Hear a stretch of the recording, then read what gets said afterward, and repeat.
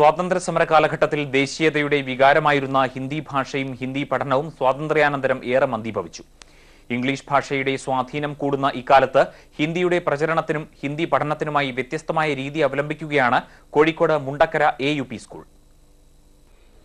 1943 സ്ഥാപിതമായ മുണ്ടക്കര സ്കൂളിൽ ആദ്യ കാലഘട്ടത്തിൽ LP സ്കൂൾ ആയിരുന്നിട്ട് പോലും ഹിന്ദി പഠനം ആരംഭിച്ചിരുന്നു.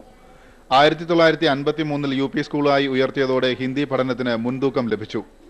ഹിന്ദി പഠനത്തിന്റെ പ്രാധാന്യം മുൻനിർത്തി സ്കൂൾ അധികൃതർ സ്കൂളിൽ നടത്തേണ്ട പ്രവർത്തനങ്ങളും ആചരിക്കേണ്ട ദിനങ്ങളും ഉൾപ്പെടുത്തി ഒരു ഹിന്ദി കലണ്ടർ തയ്യാറാക്കി പ്രവർത്തനം നടത്തി.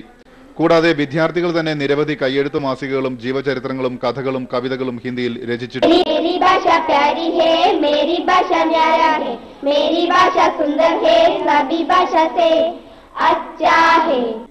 ഇതോടൊപ്പം മുണ്ടക്കര കി ആംഖേം എന്ന പേരിൽ ഇംഗ്ലണ്ട് മാതൃകയിൽ വിദ്യാർത്ഥികൾ പ്രസിദ്ധീകരിച്ച പത്രം രാഷ്ട്രപതി, പ്രധാനമന്ത്രി, കേന്ദ്രമന്ത്രിമാർ എന്നിവർക്ക് അയച്ചു കൊടുത്തിരുന്നു.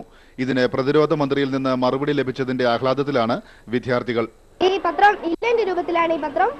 ഈ പത്രം ഞങ്ങളുടെ ബന്ധുക്കൾക്കും മറ്റും അയച്ചു കൊടുക്കാനാണ് ഈ ഇംഗ്ലണ്ട് രൂപത്തിൽ ആക്കാൻ കാരണം. ധനത്തിലാൽ എസ് നമ്പ്യാർ, സൂര്യ ന്യൂസ് ബ്യൂറോ, കോഴിക്കോട്.